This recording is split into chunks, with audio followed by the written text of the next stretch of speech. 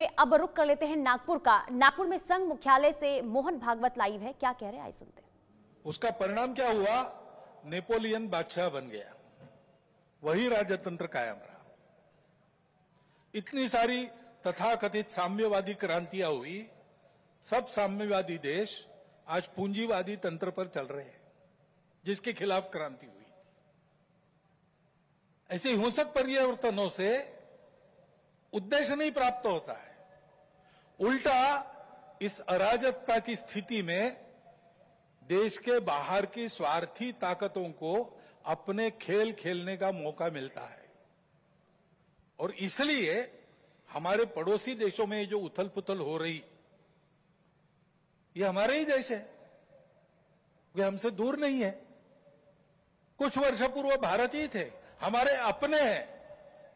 उनमें इस प्रकार की अस्थिरता उत्पन्न होना, ये हमारे लिए, हम केवल उनके पड़ोसी हैं इसलिए नहीं, वो सब हमारे अपने देश है, इसलिए चिंता का विषय है। हितरक्षण से भी ज्यादा ये जो हमारा आत्मीयता का संबंध है, अपनेपन का संबंध है, उसके चलते ये चिंता होती है। परिस्थितियां ऐसी है, जैसा मैंने कहा, दोनों प्रकार है। सुखदायक रूप बहुत दिखता है, सुख सुविधा बढ़ी, मनुष्य के ज्ञान की विज्ञान की प्रगति हुई, व्यवस्थाएं आरामदायक बनी, राष्ट्र पास आए, माध्यमों के जरिए भी और आर्थिक लेन देन के जरिए भी।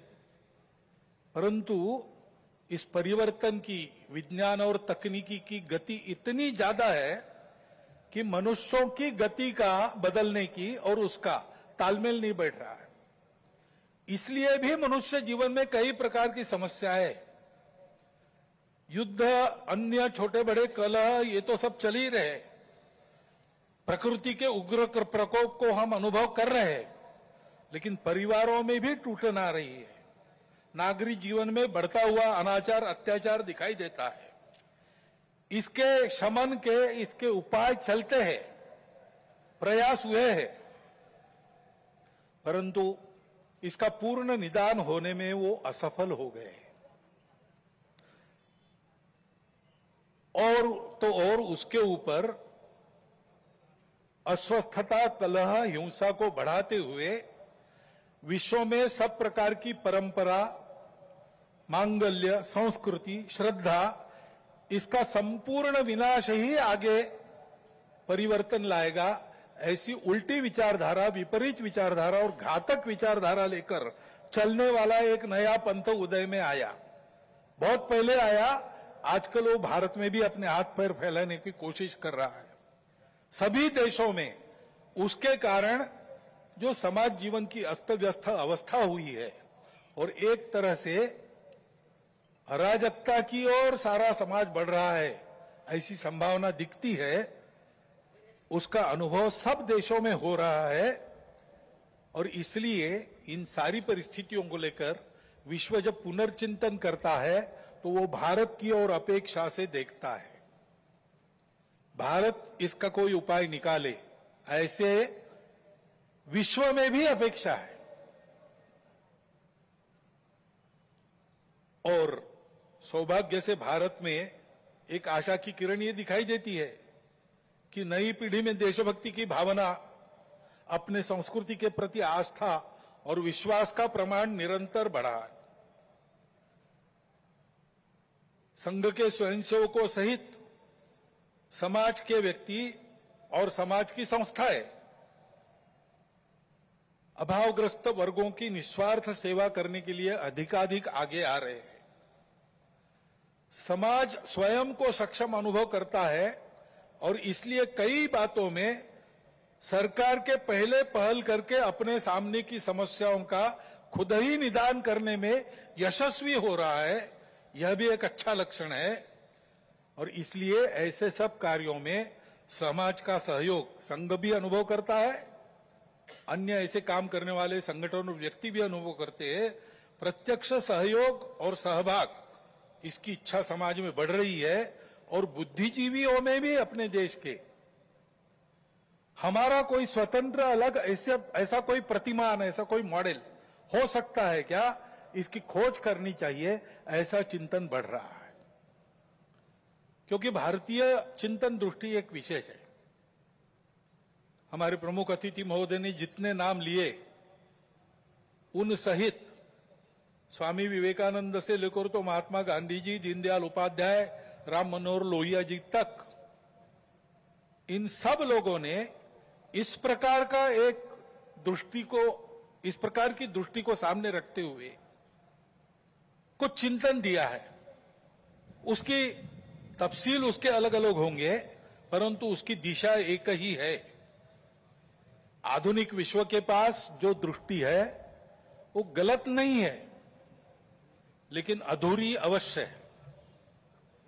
मानव का भौतिक विकास होता है, नैतिक विकास की ओर ध्यान नहीं रहता है। विकास होता है, पर्यावरण की ओर ध्यान नहीं रहता। विकास होता है, कुछ लोगों का होता है, कुछ का नहीं होता। आज अमेरिका का जीवन विकसित माना जाता है, उसको आदर्श मानकर हम चले भारत के लोग, और हमने चाहा कि भारत अमेरिका जैसा जीवन जिए। तो कुछ अभ्यासक कहते हैं, हिसाब करके ऐसा जीवन जीने के लिए और 5 पृथ्वियों की आवश्यकता लगेगी। ये विकास कैसे होगा? ये हो नहीं सकता। प्रगति के साथ साथ इसी के कारण नई नई समस्याओं को हम झेल रहे, जो प्राण संकट बन रही है। दृष्टि का अधूरापन ही इसके लिए कारण है। हमारी दृष्टि है, हमारी दृष्टि भौतिक विकास के साथ साथ मन, बुद्धि और आध्यात्मिकता का विकास कर सकती है, करती है। व्यक्ति के साथ साथ मानव समूह और सृष्टि का भी विकास साधने वाली हमारी दृष्टि है। मनुष्य की आवश्यकताओं, इच्छाओं के अनुरूप आर्थिक स्थिति, इच्छा पूर्ति हो सबकी, ऐसी व्यवस्था, उसके साथ साथ ही समूह के प्रति और सृष्टि के प्रति कर्तव्य बुद्धि और अपनेपन का साक्षात्कार व्यक्तियों में जगाने की शक्ति हमारी इस दृष्टि में है। सहस्रों वर्षों तक विश्व में इस दृष्टि के आधार पर हमने एक सुंदर, समृद्ध, शांतिपूर्ण, परस्पर संबंधों को पहचानने वाला और मनुष्य और सृष्टि का, मनुष्य और समूह का सहयोगी जीवन ऐसे प्रस्थापित किया था। आज विश्व के आवश्यकताओं की पूर्ति करते हुए उनकी समस्याओं का निराश करने का शाश्वत निदान देने वाली एक नई रचना को विश्व आवश्यक मान रहा है, भारत से अपेक्षा कर रहे हैं, और नियति शायद यही कार्य हम भारतवासियों से चाहती है कि हम अपने उदाहरण से विश्व को एक नया ऐसा रास्ता दें। संघ 100 साल से ये सारा चिंतन, इन सब महापुरुषों का चिंतन लेकर, संघ का चिंतन नया नहीं है, वो अपनी दृष्टि के आधार पर अपने यहां परंपरा से चलने वाला आज तक आया हुआ यहां तक चिंतन है। उस चिंतन को लेकर संघ 100 साल से काम कर रहा है। समाज जीवन के विभिन्न आयामों में, संगठनों में, संस्थाओं में, स्थानीय स्तर पर भी, व्यक्तिगत पहल से भी स्वयंसेवक सक्रिय है।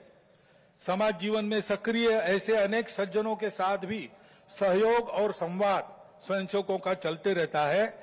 इन सब का जो संकलित अनुभव है, उसके आधार पर संघ का कुछ चिंतन है। वो चिंतन आज के कार्यक्रम में आपके सामने रखना, ये मेरे भाषण का प्रमुख उद्देश्य है। पहली बात है कि विश्व की व्यवस्था में परिवर्तन तो आवश्यक है, विनाश टालना है तो अनिवार्य है, परंतु हम एक विपरीत व्यवस्था में इतने आगे बढ़ गए, सारी दुनिया आगे चली गई, हम भी आगे चले गए। अब एकदम अगर पीछे मुड़ेंगे तो गाड़ी उलट जाएगी। इसलिए इस गति से आगे बढ़ते बढ़ते हुए धीरे धीरे छोटे छोटे कदमों से हमको मुड़ना पड़ेगा, एक लंबा मोड़ लेके पीछे आना पड़ेगा।